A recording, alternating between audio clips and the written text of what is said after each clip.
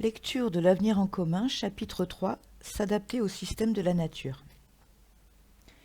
Citation. Sommes-nous donc hypnotisés au point d'accepter le médiocre et le nocif, comme si nous avions perdu la force ou la pénétration nécessaire pour exiger le bon? Rachel Carson, Printemps silencieux, 1962. Le comportement borné des hommes en face de la nature conditionne leur comportement borné entre eux. Karl Marx, L'idéologie allemande, 1845. Le capitalisme financiarisé épuise les humains et les écosystèmes.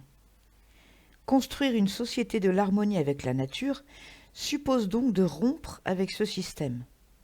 La pandémie de Covid-19 a montré la nocivité de la course au profit à tout prix et du déménagement du monde. Nos sociétés font face à une réalité. Le changement climatique est commencé et il est irréversible. Il s'agit donc désormais à la fois de le freiner pour garantir la survie des sociétés humaines et de nous adapter à cette nouvelle donne climatique. Notre outil sera la planification, puisque le marché et la concurrence ont montré leur incapacité à relever ces défis. Planification écologique et organisation du pays. La bifurcation écologique pour une société de l'harmonie. L'urgence écologique et climatique suppose de rompre avec le système de l'argent roi. L'exigence d'une société d'harmonie des êtres humains entre eux et avec la nature doit être inscrite au sommet de la hiérarchie des normes par la règle verte et conditionner l'action de l'État. L'enjeu est la reconquête collective du temps long. C'est le but de la planification écologique comme méthode pour gouverner par les besoins. Mesure clé, inscrire dans la Constitution le principe de la règle verte, selon laquelle on ne prélève pas davantage à la nature que ce qu'elle est en état de reconstituer. Autre mesure, adopter des lois cadres instaurant une planification écologique et démocratique coordonnant les niveaux national et local. Donner les moyens humains et financiers à l'État et à ses opérateurs publics, comme le CEREMA, l'Office national des forêts, l'Office français de la biodiversité ou Météo France, pour mener à bien leur rôle de planification. Créer un conseil à la planification écologique. Relever les ambitions climatiques de la France avec pour objectif une baisse de 65% des émissions en 2030, au lieu de 40% actuellement, et rendre public un bilan annuel. Obliger les entreprises à mettre en œuvre une comptabilité carbone pour les émissions directes et indirectes, certifiée par un organisme public agréé, en commençant par les secteurs les plus émetteurs de gaz à effet de serre, GES, énergie, transport, bâtiments, industrie lourde, puis, selon la taille des entreprises, accompagnée d'une trajectoire de baisse de leurs émissions. Créer une agence pour les relocalisations dépendant du Conseil à la planification écologique, chargée de recenser les secteurs industriels indispensables à la souveraineté nationale et à la bifurcation écologique, et d'établir un plan de relocalisation pour chaque filière ou production stratégique identifiée. À savoir, 83% des Français sont d'accord pour interdire de prélever chaque année plus de matières premières que la Terre est capable de reconstituer en un an. Source Harris Interactive, juillet 2021. L'organisation de l'État au service de la planification écologique. Nous devons réorganiser l'État républicain d'après des objectifs écologiques et démocratiques. La planification écologique devra s'appuyer sur la commune, échelon vital de la démocratie. L'objectif de maîtrise du cycle de l'eau doit guider la nouvelle organisation. Les bassins versants et les agences de l'eau en seront le socle pour atteindre un grand objectif zéro pollution et zéro épuisement de la ressource en eau. Mesure clé, redécouper les régions à partir des bassins versants et leur confier l'eau comme première responsabilité. Redonner aux communes le rôle de cellule de base de la démocratie locale, permettre leur libre association et les impliquer pleinement dans les décisions et la mise en œuvre des investissements de la planification écologique. Supprimer les méga-régions et les métropoles technocratiques et revenir sur l'obligation d'appartenance des communes à des intercommunalités en abrogeant la loi portant sur la nouvelle organisation territoriale de la République, la loi NOTRe.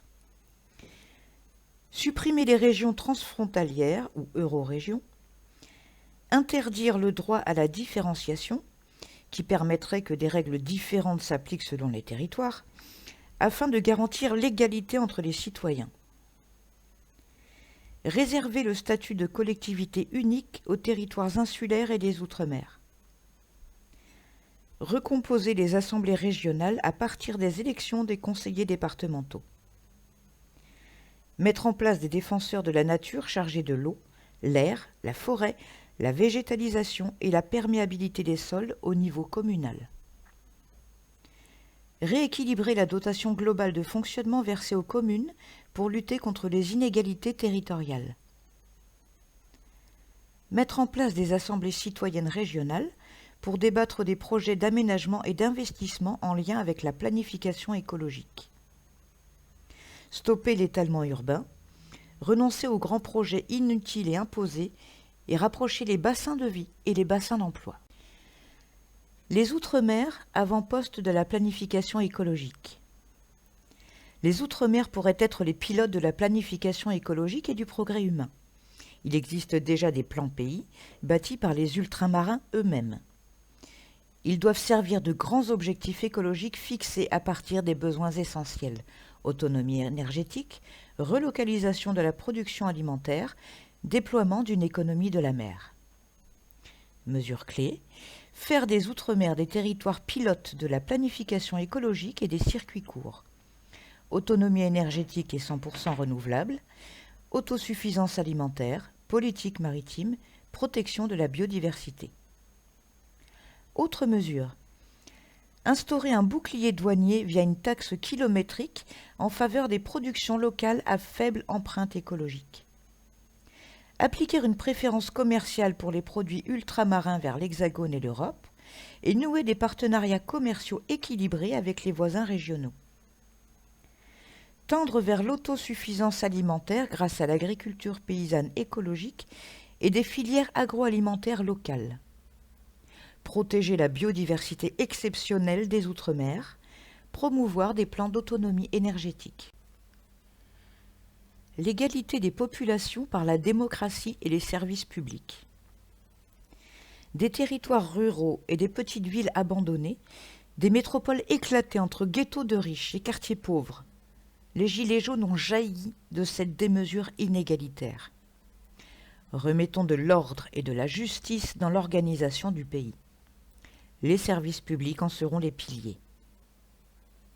Mesures clés: défendre et reconstruire le maillage de transports en commun et de services publics, notamment dans les départements ruraux, les quartiers populaires et les Outre-mer, afin de garantir une distance maximale de 15 à 30 minutes en voiture ou en transport collectif entre tout lieu d'habitation et les services publics essentiels: école, gare, hôpital, bureau de poste. Autre mesure: réaffirmer le rôle du département comme échelle pertinente pour organiser un maillage équilibré du territoire en services publics essentiels à la population. Favoriser l'installation d'entreprises, d'artisans, de commerçants par la mise en place d'aides spécifiques. Soutenir le tissu associatif local en maintenant les subventions, en généralisant les conventions pluriannuelles et en sortant de la logique des appels à projets. Organiser des états généraux des quartiers populaires et des états généraux des espaces ruraux pour construire une véritable égalité territoriale, notamment dans les services publics. Renforcer les dotations de l'État pour les territoires et régions en retard de développement économique et social. À savoir, 93% des Français sont pour un grand plan d'investissement dans les services publics, en particulier de santé. Source IFOP pour l'humanité, mai 2021.